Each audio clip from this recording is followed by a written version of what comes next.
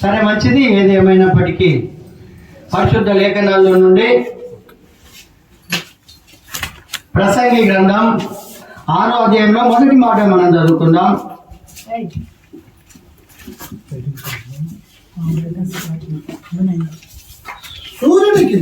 సూర్యుని కింద దురవస్థ ఒకటి నాకు కనబడెను.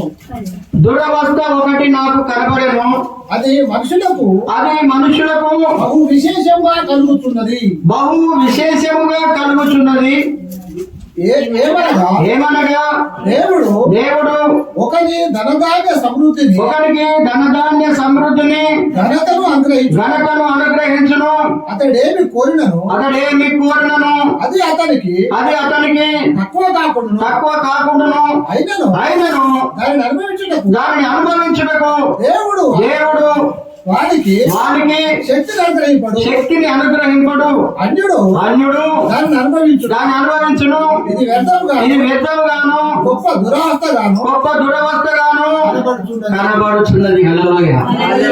దురవస్థ అంటే ఏంటిది?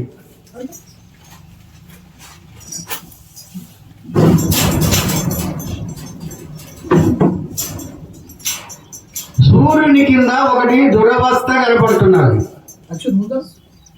సూర్యుని కింద ఒక దురవస్థ కనపడుతున్నది.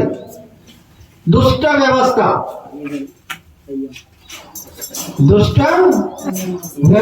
కనపడుచున్నది. అది మనుషులకు బహు విశేషంగా కలుగుతున్నది. విశేషముగా. విశేషమా విశేషం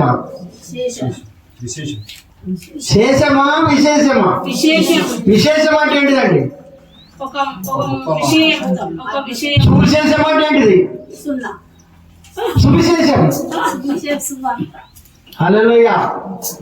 ఇట్లే కన్ఫ్యూజ్ ఉంటాయి కొన్ని మాటలు. విశేషము, శేషము, సువిశేషము. హల్లెలూయా. అందుకే ఇక్కడ అంటున్నాడు, ఇక్కడ మనం చదువు విశేషంగా. విశేషం అంటే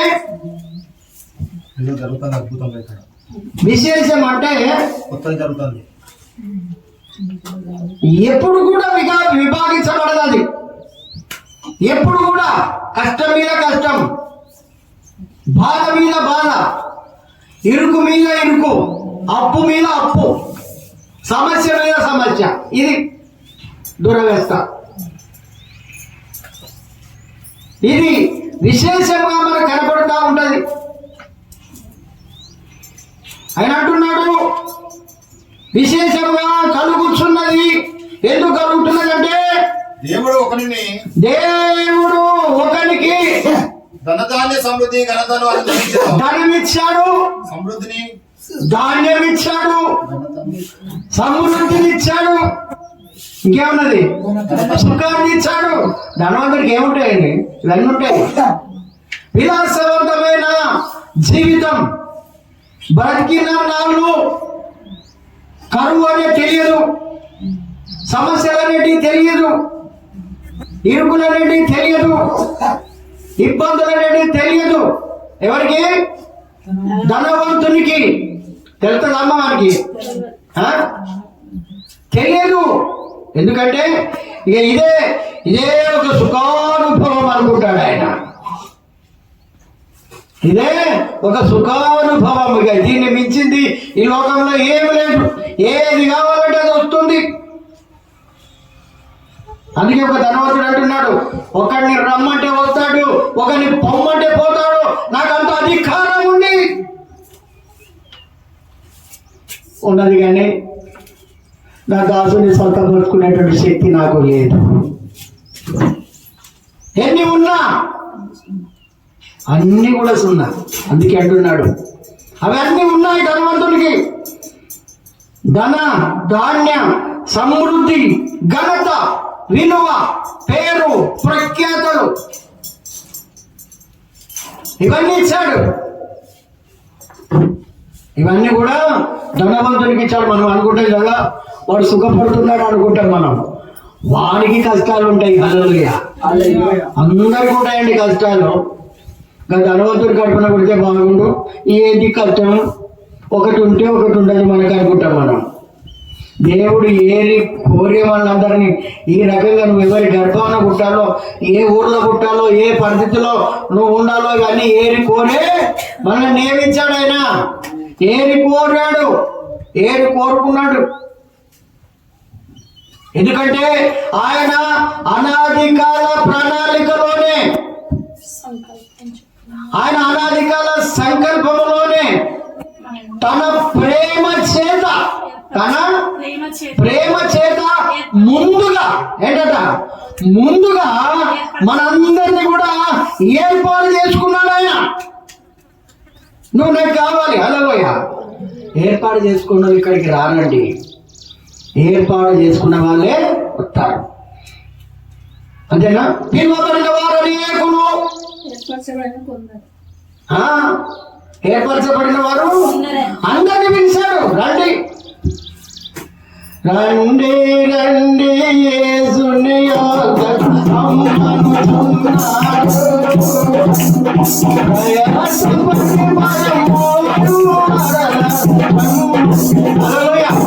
అంటే అందరినీ రమ్మంటున్నాడు, కానీ రాలేకపోతున్నాడు. అందరినీ రమ్మంటున్నాడు. అందుకే ఆయన అంటున్నాడు ఇక్కడ, పిలువబడిన వారు అనేకులు.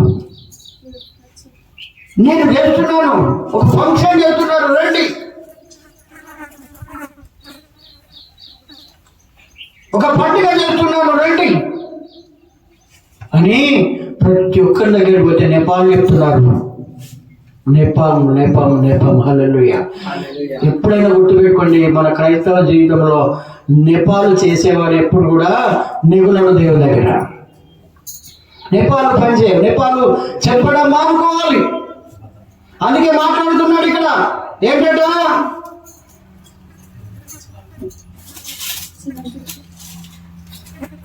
ధనధాన్య సమృద్ధిని ఘనతను అనుగ్రహించును. అతడు ఏమేమి కోరినను అతనికి తక్కువ కాకుండాను. హల్లెలూయ. ఏంటట, అతడు ఏమి కోరినను, ఏమి కోరిన. మరి మనమే కోరుతున్నాం, మనం కోరికయా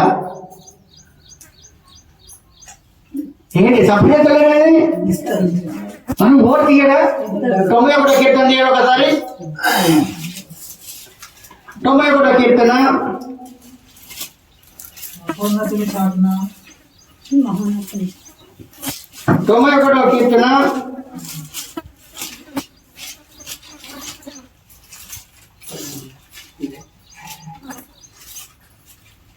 14వ వచనం.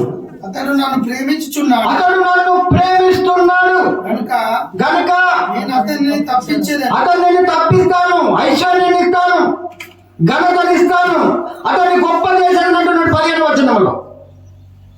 గొప్ప చేస్తాడండి. అతడు నాకు మొదలుపెట్టాడు. కానీ మనం ప్రేమించడం నేర్చుకోవాలి. నువ్వు ప్రేమిస్తేనే అతడు నిన్ను ప్రేమిస్తాడు.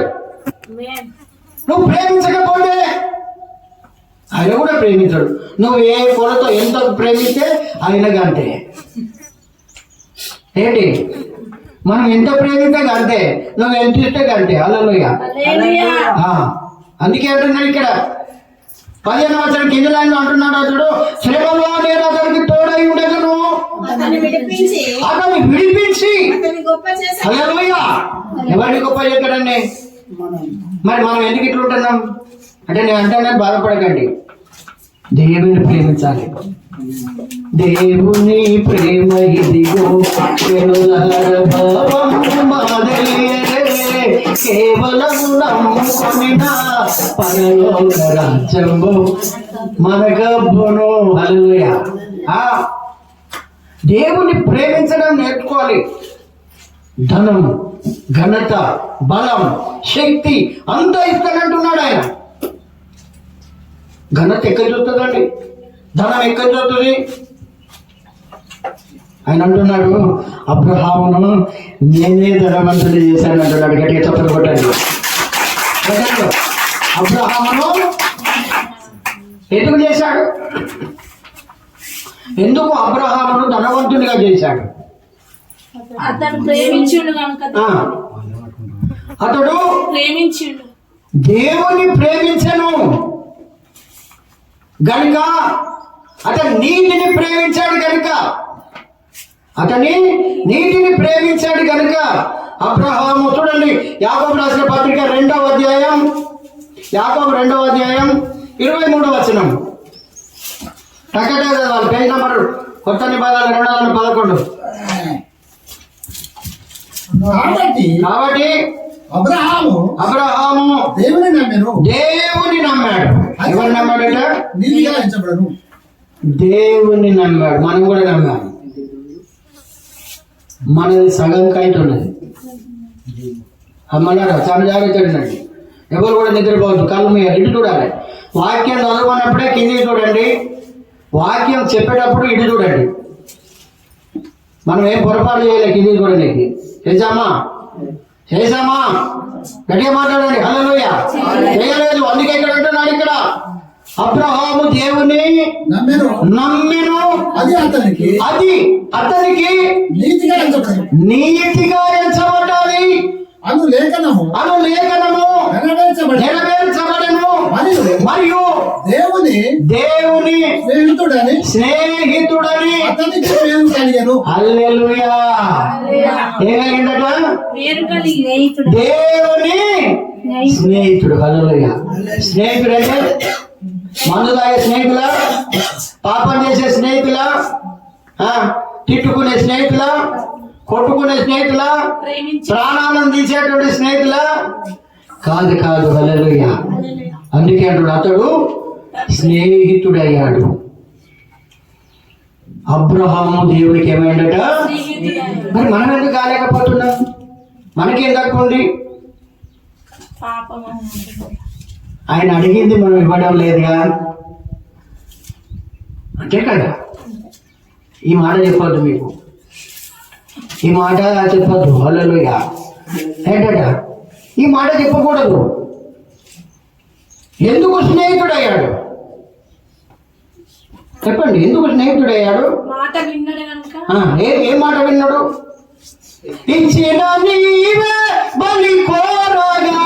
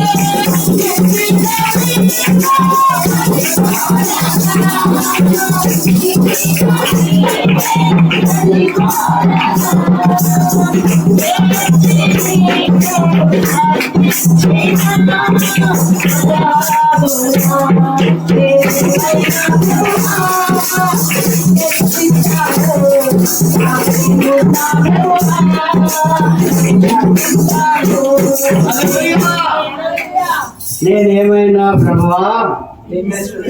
ఒకసారి ఆదికాండం 22వ అధ్యాయం తీసుకుందాం. ఒకటే మాట. ఆదికాండం 22వ అధ్యాయం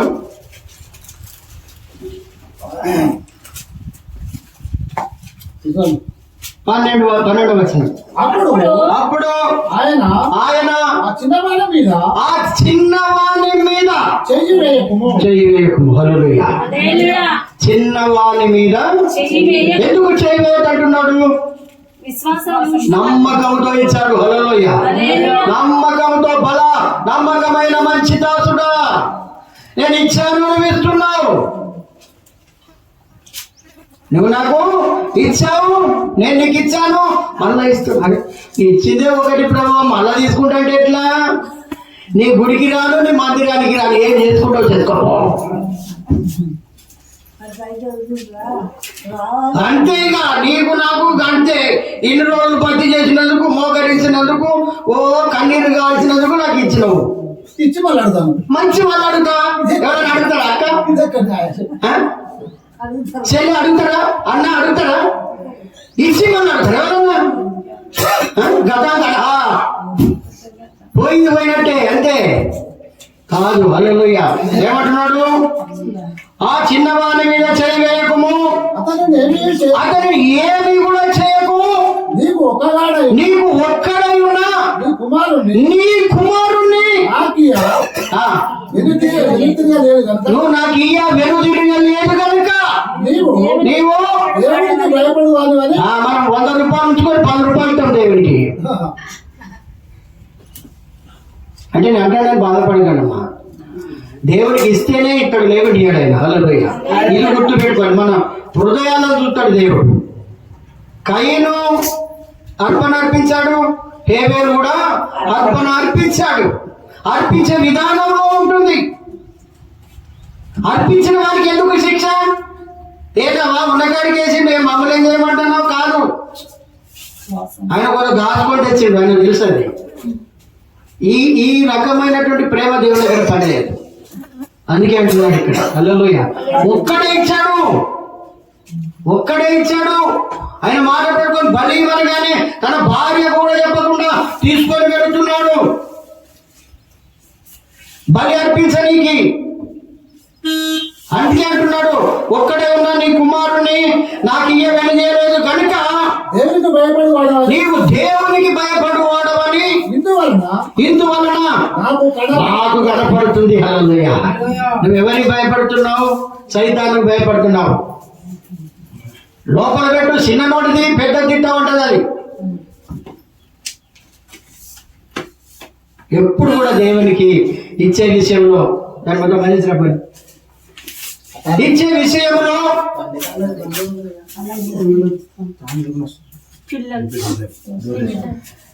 విషయంలో ఎప్పుడు కూడా వెందిరికండి. ఎప్పుడే దేవుడు మనం ప్రేమిస్తాడు. హల్లెలూయా. ప్రేమించాలి. ప్రేమించేదన్ ఆదికముగా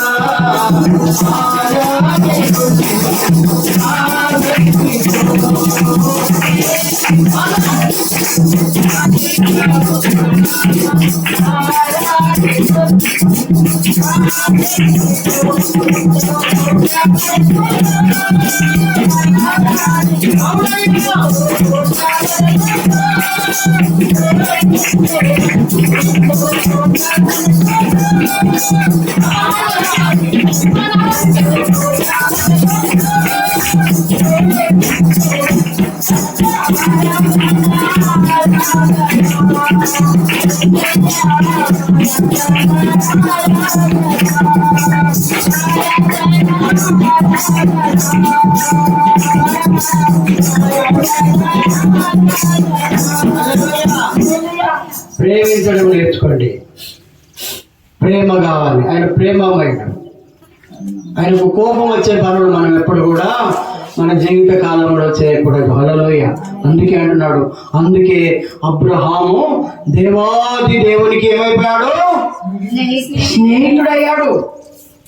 చిరకాల స్నేహితుడా, నా హృదయాల సన్నిహితుడా, చిరకాల స్నేహితుడా, నా హృదయాల సన్నిహితుడా,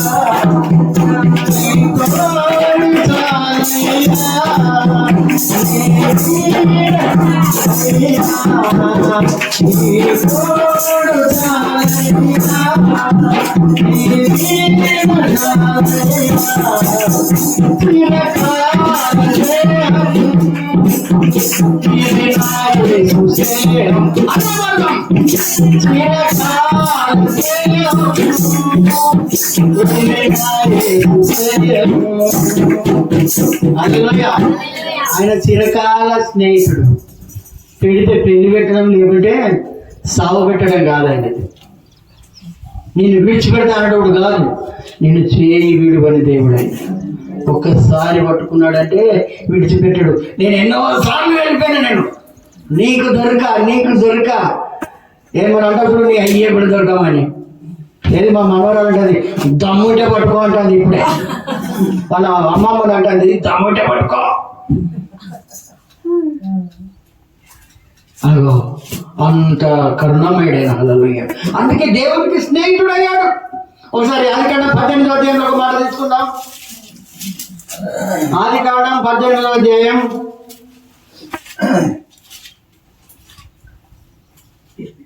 'అప్పుడు యెహోవా నేను చేయబో కార్యము అబ్రహాము దాసుడు 17వ వచనం. అప్పుడు యెహోవా నేను చేయబోవు కార్యము అబ్రహామునకు దాచెదనా. చాలు చూడండి, చంద్రారు ఇటు చూడండి. హల్లెలూయా. ఇటు చూడండి అందరు కూడా. స్నేహం అంటే మాటలు కాదు. ఈరోజు అధిక స్నేహం ప్రాణ గండం, తెలుసు కదా. అధిక స్నేహాలు కూడా మనుషులతో చేయకండి, మంచిది కాదు. హలో అంటే హలో అన్నట్టే ఉండండి. ఇక్కడ అంటున్నాడు, ఇక్కడ అబ్రహాముకు నేను చేయబోయే కార్యము నేను దాచదనా. భర్తకు చెప్పలేని కొన్ని విషయాలు ఉంటాయి. అమ్మ చాలా జాగ్రత్తగా వినండి. భార్యకు చెప్పలేని కొన్ని విషయాలు ఉంటాయి. పిల్లలకు చెప్పలేని కొన్ని విషయాలు ఉంటాయి. మీ అందరూ తెలిసి కానీ తల్లిదండ్రులకు చెప్పని విషయాలు ఉంటాయి. దాసి ఎవరికి చెప్తారో తెలుసా? చెప్పండి కొడదాం. అదే నిజమైనటువంటి స్నేహం. కానీ అది దెబ్బతింటుంది ఒక్కొక్కసారి, ప్రాణాలుగా కూడా తింటుంది. హల్లెలూయా. అక్క నీకే చెప్తానా, నీకు ఎవరో చెప్పకు, నీకే చెప్తాను అక్కు. మరి బయటికి పోతే నా పాలు పోతుంది అక్కు. ఏం లేదు కానీ ఒక ఆమెను చంపి మా ఆయన బొద్ద పెట్టిండి ఇట్లా. ఇక అది నీకు ఒక్కదానికే చెప్తానాక ఎవరు చెప్పకంటే 6 అయిందట. అందరికీ తెలిసింది. లాస్ట్ పడేసరికి మొగడు ఉడిది చేయబడ్డాడు. హల్లెలూయా. ఇది స్నేహం కాదు. ఇది సరి అయిన స్నేహం. దేవుడే మాట్లాడుతున్నాడు. దేవుడే, నేను ఒక కార్యం చేయబోతున్నాను, నేను అక్కడ నాశనం చేయబోతున్నాను, ఆ సొదొమ గొమొర్రా పట్టణాన్ని నాశనం చేయబోతున్నాను. కానీ నేను పోయేటప్పుడు నా స్నేహితుడికి చెప్పాలి కదా, నేను దాయకూడదు కదా. కొంతమంది దాస్తారు, పానం పోయినా చెప్పరు. హల్లెలూయా. దేవుడు చెప్తున్నాడు, అతిక్రమములు దాచిపెట్టువాడు వర్ధిల్లడు, కానీ వాటిని ఒప్పుకొని విడిచిపెట్టేవాడే కనికరము పొందుతాడు. గట్టిగా పట్టుకుంటాం. ఎప్పుడు కూడా దాచిపెట్టండి, దాచిపెట్టే మునిగిపోతుంది. మా ఇంట్లో ఒకసారి ఫంక్షన్ అయింది. మంచి సాయాలు తీసి దాచుకున్నాడు పెళ్ళికి. 3 రోజులకు 4 రోజులు తీసినాం. అవి ఆ దాచుకున్నాడు. ఏదో పాయింట్ తాగి ఎక్కడో పండుకున్నాడు. 3-4 రోజులు తీసేవాడికి ఏమున్నది, అది స్మెల్ మంచిగా ఉంటుందా? అంటే మనం కూడా ఏదైనా దాచుకుంటే అట్లే ఉంటుంది. హల్లెలూయా. దాచకండి. దేవుని దగ్గర ఏది కూడా దాచకూడదు మనం. అదే పరిశుద్ధాత్మ దేవుడు. అందుకే అంటున్నాడు ఇక్కడ సీసీ కెమెరా పెడుతున్నాడు. దేవుడు బిడ్డలారా, సంగతులను చాలా జాగ్రత్త. మీరు ఇంటిలో మాట్లాడుకున్నటువంటి గుసగుస మాటలు కూడా మిద్దెల మీద చాటించబడతాయి. జాగ్రత్త. అప్పుడు సౌండ్ బాక్సులు పెడతాడు, స్పీకర్ పెడతాడు, సౌండ్ పెంచుతాడు ఆయన. అప్పుడు తెలుస్తుంది మనకు. హల్లెలూయా. మన భాగవతం అప్పుడు తెలుస్తుంది, మన ఆట అప్పుడు తెలుస్తుంది. ఎవరో తెలియకుండా చాటుగా మాట్లాడిన మాటలు కూడా అక్కడ తెలుస్తాయి. చాటుగా చేసినటువంటి తప్పులు కూడా అక్కడ తెలుస్తూ ఉంటాయి. గుర్తుంచుకోండి, ఇప్పుడే కడుక్కోండి ఏమని ఉంటే. హల్లెలూయా. ఆయన అంటున్నాడు ఇక్కడ, ఆయన అంటున్నాడు, నా స్నేహితుడైన అబ్రాహాముకి నేను దాస్తాను, పానం పోయినా కానీ ఏం కాదు, నేను ఒక్కరికైనా చెప్తాను ఈ విషయాలు. కానీ పానం పోయే ముచ్చట్లు మాత్రం చెప్పకండి. హల్లెలూయా. పనికి వచ్చే ముచ్చట్లు చెప్పండి, సువార్త చెప్పండి. ఎంతోమంది నశించిపోతున్నారు. నీ దగ్గరైన వాళ్ళు ఉన్నారు, నీ ప్రాణ స్నేహితులు, నీ బంధువులు ఉన్నారు. వాళ్ళు పాప జీవితం జీవిస్తున్నారు, రోగ జీవితం జీవిస్తున్నారు. వాళ్ళని చెప్పండి. అప్పుడు మన స్నేహం నిలబడుతుంది. హల్లెలూయా. ఇద్దరు స్నేహితులాట, చాలా జాగ్రత్త ఉండమ్మా. ఇద్దరు స్నేహితులాట ఒకటే హాస్టల్ ఉంటున్నారు, ఒకటే ప్లేట్లు అన్నం తింటున్నారు, ఒకటే మంచాలు పట్టుకుంటున్నారు, ఒకటే మాటగా జీవిస్తున్నారు. దాంట్లో ఒకడు దేవుని ఎరిగినటువంటి వాడు ఉన్నాడు, ఇంకొకడు దేవుని ఎరిగినటువంటి వాడు ఉన్నాడు. ఈ ఎరిగినటువంటి వాడు వానికే ప్రార్థన చేసుకుంటున్నాడు, పిల్లలు కూడా చేసుకున్నట్టుగా. బయట చెప్తాడు వాక్యం. వాడి స్నేహితుడే కదా. ఒక దగ్గర తింటారు, ఒక దగ్గర వండుకుంటారు. ఏం కూర వండుకుంటారు అంటే టేస్ట్ ఒకటే, అన్ని ఒకటే, మాటలు ఒకటే, అన్ని ఒకటే. కానీ దేవుని విషయాలల్లా ఏం చెప్తలేడు. అక్కడ వీడు తెచ్చాడు, వాడు తెచ్చాడు. వాడు పర్లోక రాజ్యంలో ఉన్నాడు, వీడు ఇక్కడ కాలిపోతున్నాడు. అరే దుర్మార్గుడా, దుష్టుడా, నేనేం పాపం చేశానురా, నీకు ఏం అన్యాయం చేశాను? ఒక్క మాట నువ్వు పట్టుకున్నప్పుడు నాకు ఒక మాట చెప్తే నా తప్పప్పులను ఒప్పుకొని నేను నీ దగ్గర ఉంటుంది కదా, ద్రోహి. అలాంటి వాళ్ళు కూడా ఉన్నారు. హల్లెలూయా. మొదటిగా చెప్పవలసింది మన చుట్టుపక్కల వాళ్ళకే. అర్థమవుతుందా నేను చెప్పేది అర్థమవుతుందా? వాళ్ళకే చెప్పండి. హల్లెలూయా. అందుకే అంటున్నాడు ఆయన, హల్లెలూయా, ఏది కూడా స్నేహితులకు దాచకండి. ఇక్కడ చెప్పండి, ఇంపార్టెంట్ మాత్రమే. అన్ని పనికిరాని ముచ్చట్లని, ముసలమ్మ ముచ్చట్లు అని చెప్పుకొని తల బద్దలు చేసుకొని తల పగిలిపోయినట్టుగా తలనొప్పి లేదని ఉండకండి. అందుకే అంటున్నాడు మనం ఆయనకు స్నేహితులుగా ఉండాలి మనం. హల్లెలూయా. ఒకసారి యోహాను సువార్త ఒక మాట మనం తీసుకుందాం. యోహాను సువార్తలో ఒక మాట,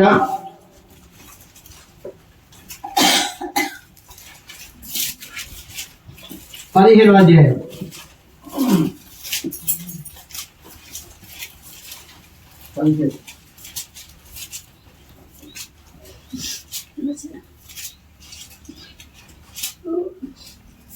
పదమూడవ వచనం ధ్యానించుకుందాం. తన స్నేహితుల కొరకు తన స్నేహితుల కొరకు తన ప్రాణం ప్రాణము పెట్టువాని కంటే ఎక్కువైన ప్రేమ గలవాడెవడను లేడు. నేను మీకు ఆజ్ఞాపించున్నాను. చాలుగా. స్నేహితుల కోసం ప్రాణం పెట్టేవాడు కావాలి, ప్రాణం తీసేటువంటి వాడు కాదు. ఎంతో మంది బయటకు వెళ్తామంటారు, కథం చేస్తారు, మన నాకు తెలియదంటారు. వాడు అప్పుడే పాయింట్ నన్ను ఏం చేయమంటాను. లాస్ట్ వచ్చేసరికి అది బయటపడుతుంది. హల్లెలూయా. ఎప్పుడు కూడా మరణం చేసిన వాడు తప్పించుకోలేడు, అది ఎన్నటికైనా దొరుకుతాడు. అందుకే ఇక్కడ అంటున్నాడు, ఇక్కడ తన స్నేహితుల కొరకు తన ప్రాణం పెట్టువానికంటే స్నేహం కోసం ప్రాణం పెట్టాలి. వాడు అర్ధరాత్రి వచ్చినా కానీ, ఏది లూకాసు వార్తలో కూడా రాయబడి ఉంటుంది మాట. తనకు ఒక స్నేహితుడు ఉండగా అర్ధరాత్రి వేళ తన ఇంటికి వచ్చినప్పుడు తలుపు కొడతా ఉన్నాడు. స్నేహితుడు అయితేంది, నేను తప్పియకుండా ఉంటా అని అనలేదు ఆయన. మాటికి సిగ్గుమాలి కొడతా ఉన్నాడు కనుక, అరే నేను అన్నప్పుడు ఎప్పుడు ఏదో తలుపు తీశాడో అర్ధరాత్రి ఆకలి అయితే అందరూ ఏమి నేను రాలేదు, నీ దగ్గర ఏమైనా ఉందా? నా దగ్గర అయితే ఏం లేదు, నా ఇంట్లో చిన్నపిల్లలు అనుకున్నారని అనలేదు ఆయన. నా ఇంట్లో ఏం లేదు, నా ఇంట్లో లేదు, కానీ ఇంకెవరన్నా అడుగుదాం. నాకు ఒక స్నేహితుడు ఉన్నాడు, నువ్వు నా స్నేహితుడు నా దగ్గరికి వచ్చావు, ఇంకో స్నేహితుడి దగ్గరికి వెళ్ళి అడుగుదాం. ఏమని అడుగుతున్నారో తెలుసా?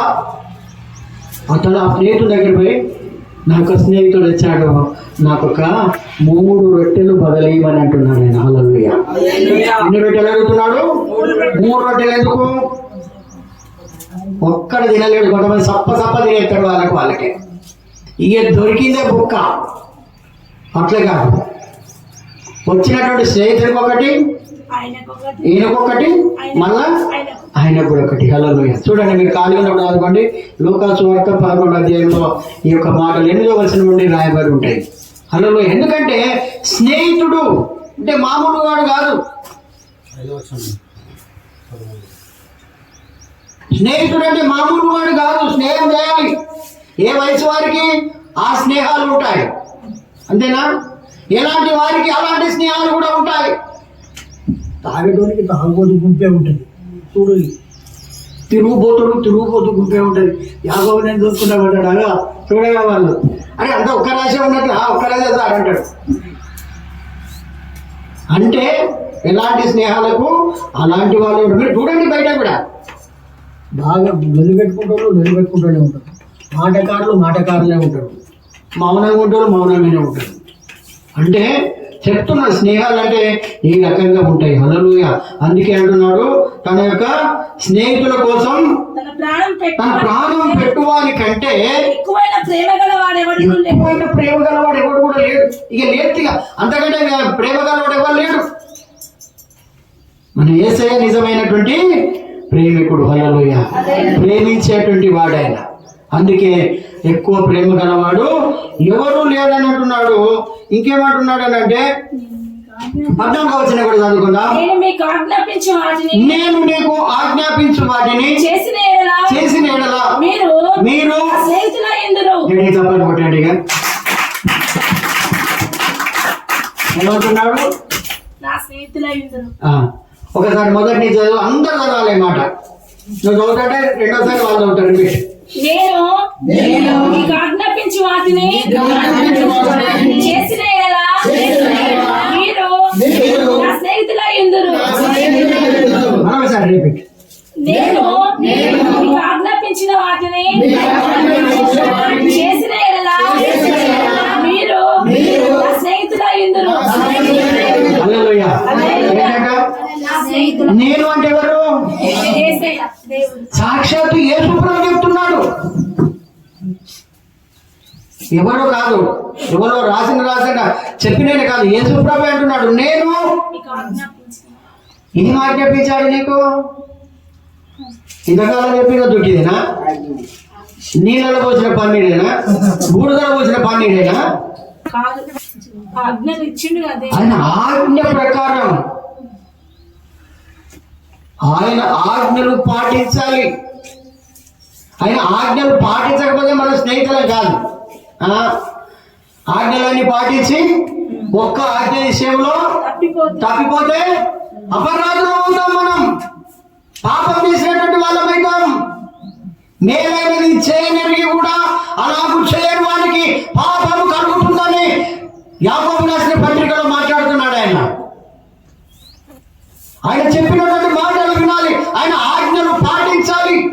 అబ్రహాం చూసామా? సుజూర్ నీ ఆజ్ఞయ, నీ ఆజ్ఞ స్వామి, నువ్వు ఇచ్చిన ఆజ్ఞ దేవుడా, చిన్న సావలిస్తాను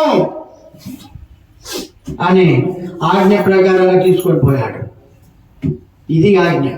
ఆయన చెప్పిన మాట వినాలి. హల్లెలూయా. అందుకే అంటున్నాడు, మీరు చెప్పుదురే కానీ మీరు చేయరు. పరిశీలన కాదు, మనం పరిచయమా, శాస్త్రులమా, ఎలాంటి వాళ్ళు?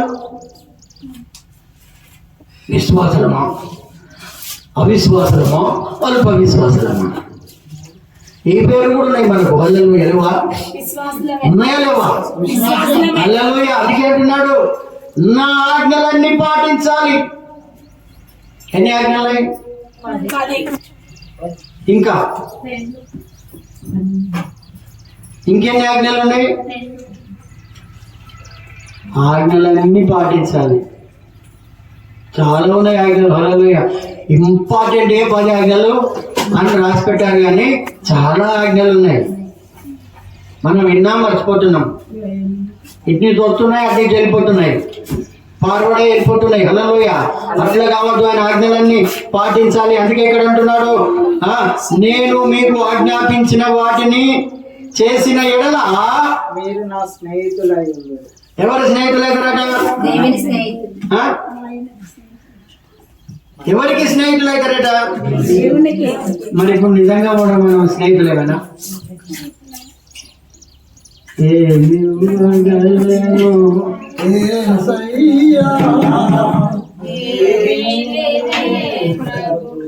హల్లెలూయా. అంతేనా? ఆజ్ఞలు పాటించాలి. ఆయన మాట వినాలి. ఆయన మాట వినాలి. ఆయన ఆజ్ఞలు అన్ని పాటించిన యెడల భూమి మీద ఉన్న సమస్తమైనటువంటి జనముల కంటే నేను మిమ్మలను హెచ్చిస్తానంటున్నాడు. ఆయన అత్యధికముగా అభివృద్ధి గావించదను. అత్యధికముగా అభివృద్ధి. హల్లెలూయా. చూడండి, ఒకసారి ఆది కాండంలోనే ఒక మాట చూసుకుందాం. ఆది కాండంలో ఒక మాట మీకు జ్ఞాపకం చేయాలని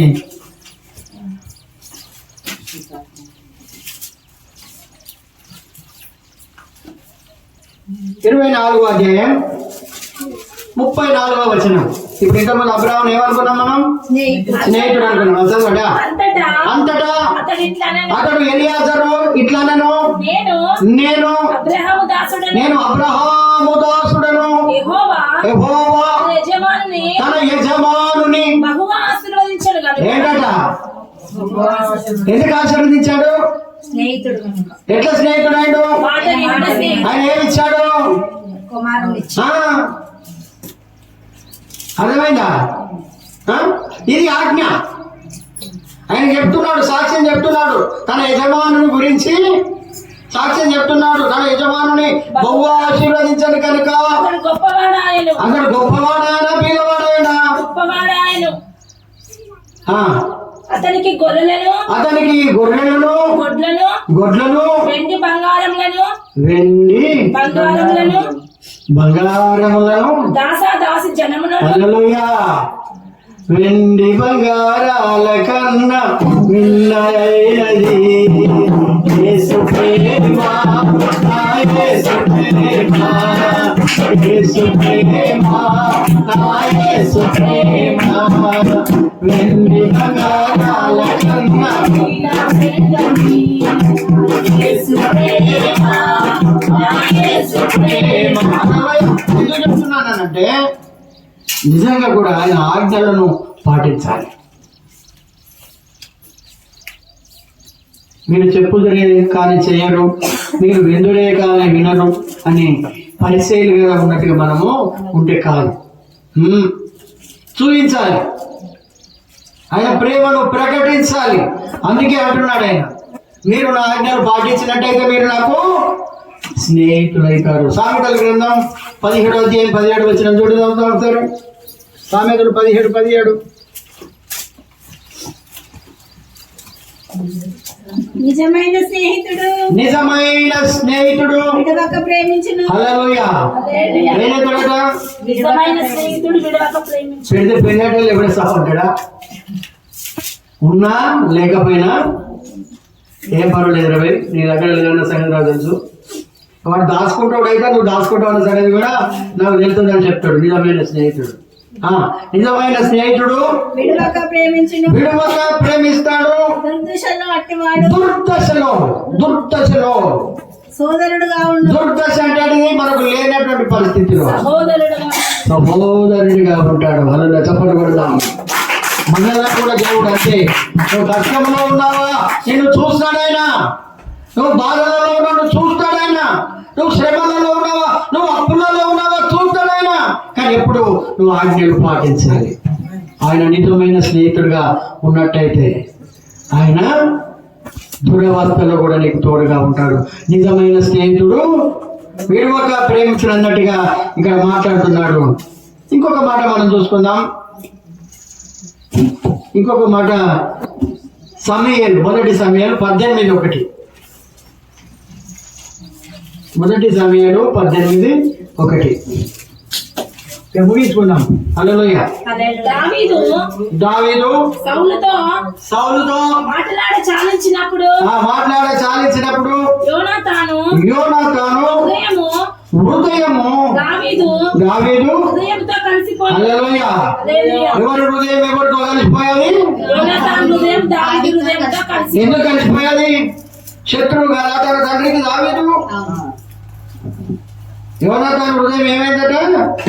దావీదు హృదయంతో కలిసిపోయింది. హల్లెలూయా. కలిసిపోయింది. అట్లా కలిసిపోవాలి. హృదయానుసారుడు అంటున్నాడు దావీదు, నా హృదయానుసారుడు. అందుకే మాట్లాడుతున్నాడు. ఎందుకంటే దేవుణ్ణి ప్రేమించడం మనం నేర్చుకోవాలి. ముందుగా ఆయనను గణపరచుకోవాలి. అందుకే అంటున్నాడు, నన్ను గణపరచు వారిని నేను గణపరుస్తాను. నీకు మేలు చేయడా? ఆలస్యమైన అద్భుతం చేస్తాడు. చప్పట్లు కొట్టాడు. హల్లెలూయా.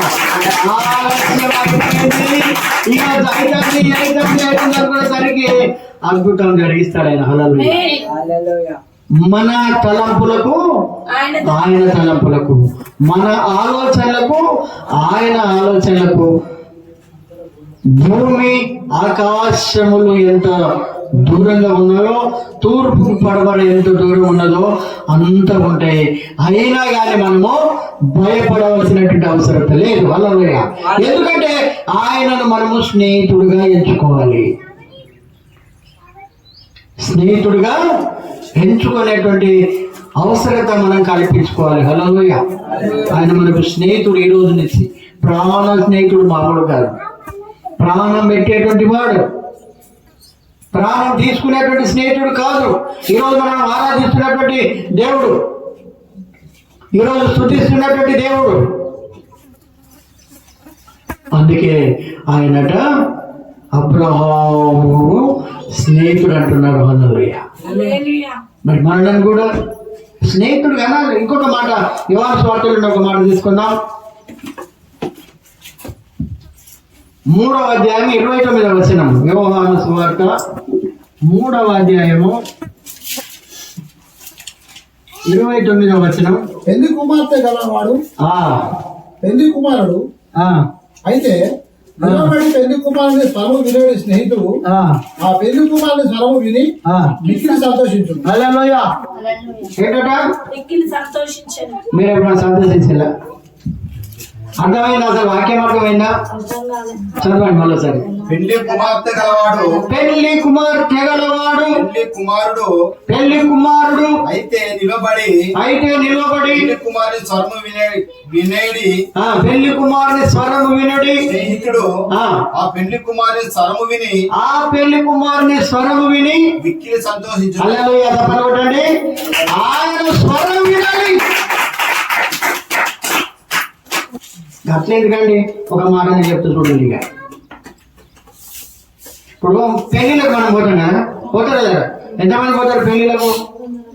పోతారా లేదా? మీరు మాట్లాడకపోతే నేనేం చెప్పాలి? మీకు ఆకలి అవుతుందా ఎట్లయితే చెప్పండి. పెళ్లిలో పోతారు కదా.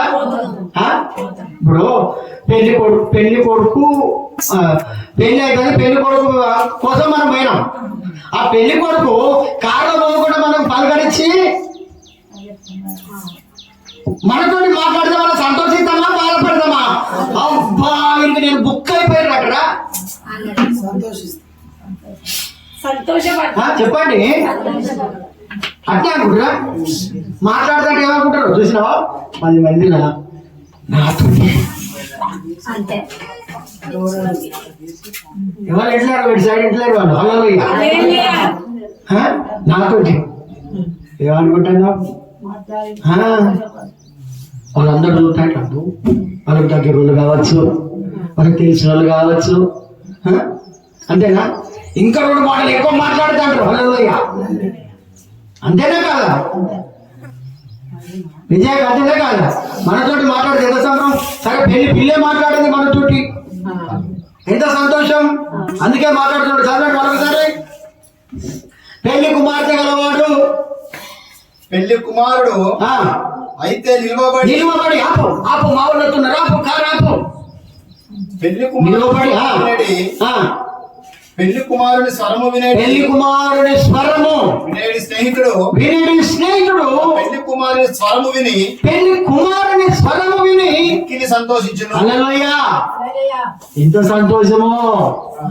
ఇక వాళ్ళు అన్నం పెట్టుకున్నా ఏం బాధలేదు. ఇక అవి పడకున్నా ఏం కాదు. ఇక అవి వేయకున్నా ఏం కాదు. ఇక ఎందుకు గౌరవం కదా?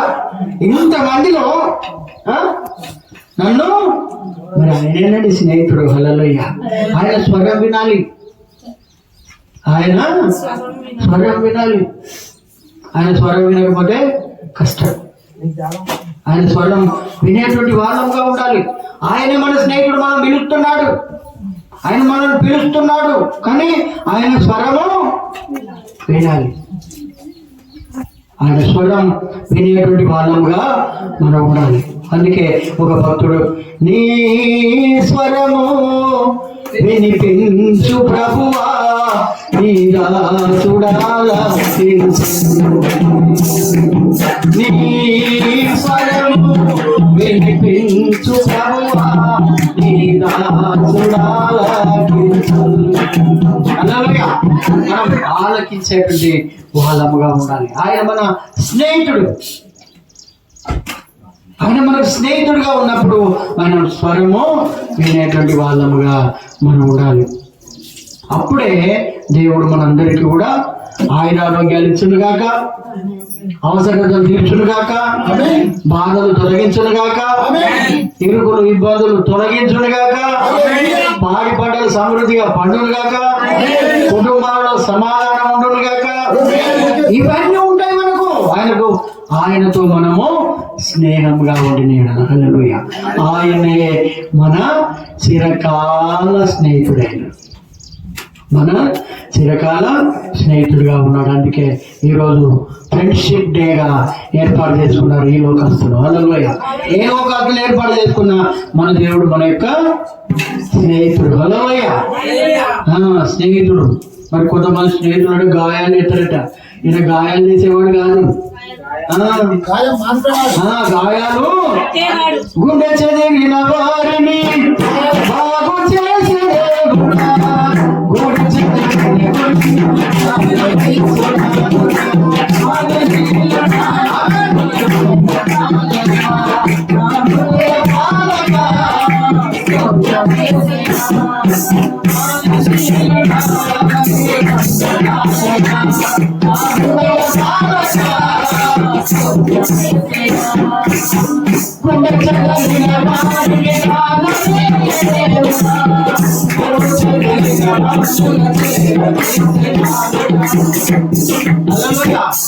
గుండె చెదిరి ఉన్నావా? నీ గుండె చెదిరినాడు. బాధలతో ఉన్నావా? నిన్ను బాధపడనియాడు ఆయన. ఎందుకు? మన స్నేహితుడు కనుక. ఏంటి అబ్బాయి అంత నంచుకున్నావు? ఏంటి అంత కష్టంలో? ఏంటి? What is the problem? ఏంటిది? క్యా హలాయ్ హై? క్యా సోచ్ రే అని అడుగుతాడు ఆయన. హల్లెలూయా. ఎందుకు బాధపడుతున్నావు? అన్నీ ఇచ్చేటువంటి దేవుడు ఆయన. హల్లెలూయా. అన్నీ ఇస్తాడండి. అలాంటి దేవుని మనము కలిగి ఉన్నాం. మన పక్షంగా యుద్ధము కూడా చేసేటువంటి వాడు ఆయనే. హల్లెలూయా. ఆయనే మన స్నేహితుడు, ఆయనే మన నిజ స్నేహితుడు. సరే, మంచిది. దేవుడు ఈ కొద్ది మాటలు దీవించింది కాక మనకు ప్రభుల సంస్కారం ఉన్నది కనుక కొద్ది నిమిషాలు మనం దేవుడు